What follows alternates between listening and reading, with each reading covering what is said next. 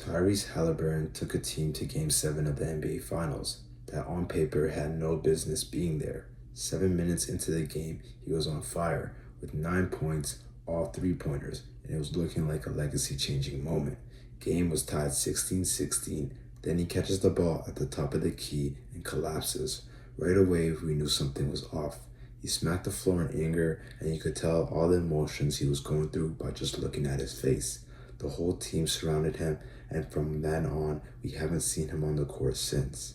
A year later, everyone seemed to move on, and no one barely mentioned his name, a harsh reality. Players like Wemby are now a topic of discussion. He made it as far as he can without winning it. It was Game 7, and his body gave out on him. See, Tyrese Halliburton was the engine, the orchestrator, and once he was out, it was pretty much looking like it was over. How Tyrese led them all the way here was incredible.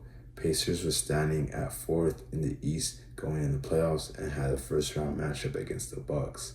Pacers were young, fast, exciting, but most people looked at them like they were just happy to be there. A good regular season story, a fun offense, a team that could make noise, but not a team people truly feared in the 7-game series. Early in that series, Bucks tried to send a message. They wanted to be physical with him. They wanted to make him uncomfortable. They wanted to take away passing lanes, bump him off his spots, and force him to become a scorer instead of letting him run the entire offense to the quarterback.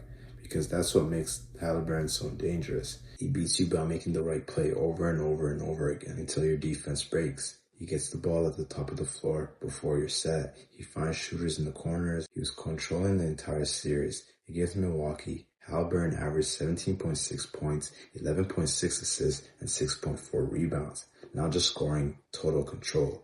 When you look at Halliburton's game, it's never only about how many points he has, it's about how many easy looks he creates. A point guard who could control the game without forcing it, a leader who could close without panicking, a player who could make the right read 47 minutes and still take the biggest shot when the moment demanded it. Bucks series was the first chapter. Once Halliburton got through that, once he was at Milwaukee home, the whole tone of the playoffs changed.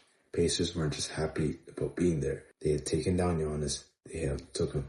They had already won a closeout. They had already proved their style could work in the playoffs. And after shocking Milwaukee, the next test was Cleveland. The Cavs, a team that had been the best in the East all season, a team with Donovan Mitchell, Darius Garland, Evan Mobley, and Jarrett Allen. A team on paper looked way more deeper, more balanced, and more proven than Indiana. But once again, Pacers didn't care about what things looked on paper. Cavs in the second round. Against the Cavs in the second round, Tyrese Halliburton averaged 17.4 points, 7.8 rebounds, 7.8 assists, 3.4 rebounds, and 1.4 steals. And in Game 5, when it was time to close out the door, he gave them the scoring game. 31 points, and that was a statement. Because after taking out Milwaukee in 5 games, Indiana walked into the second round with a different level of belief. They had already beaten Giannis, they proved they belonged, and against Cleveland, they did it again. Another 5-game series, 4-1. Another reminder that Pacers team were not an accident, and people really started paying attention. Beating Milwaukee could have been dismissed by saying players were injured like Damian Lillard, or matchups, or that the Bucks were falling apart. Beating Cleveland too, that made it different. It wasn't just a first-round upset, it was a run. But when you play the Knicks in the Eastern Conference Finals, every position feels louder, every mistake is magnified, and every big shot becomes national television. Tyrese Halliburton walked right into chaos and looked completely comfortable. He was moving like Reggie Miller. Pacers beat the Knicks in 6 games, 4-2. Halliburton, in Game 1, took control. He hit that dagger, and from then on, he dominated. He averaged 21 points, 10.5 assists, and 6 rebounds. Elite point guard control. The numbers don't even fully explain what he did to New York. Against Knicks, Halliburton wasn't just playing basketball. He controlled tempo, controlled the crowd, and emotions. It started in Game 1. Knicks had the game. The building was ready to explode. New York Knicks fans thought they were about to take the first punch in the series. Then Halliburton hits the shot at the buzzer to force overtime. The ball hangs on the rim forever. For a second, the whole arena freezes. And then finally, it drops. Halliburton turns into the villain New York never wanted to see again. The tone center. And that set the tone. That was the moment Knicks realized Indiana was not going away. And from there, Halliburton kept picking them apart. He didn't need to rush. He didn't need to force shots. He let New York's pressure work against them.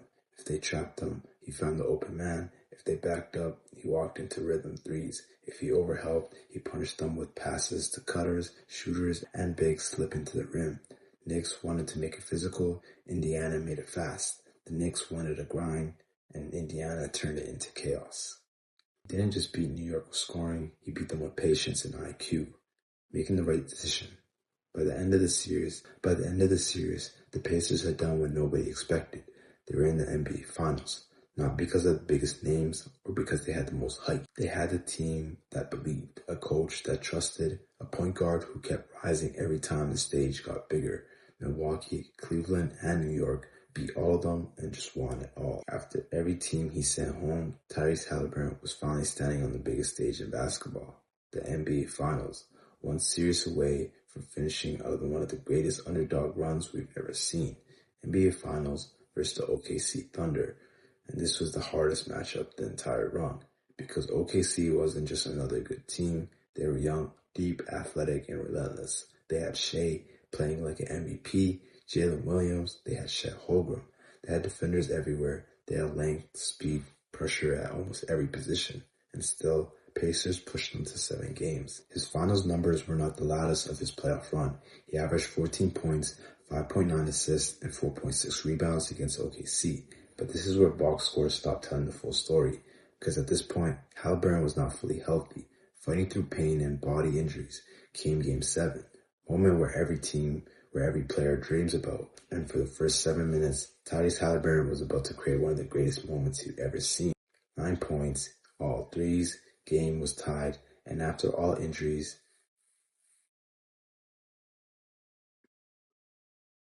he caught the ball, he got hurt, smacked the court, and the whole pain, anger, and heartbreak building went quiet. His teammates surrounded him.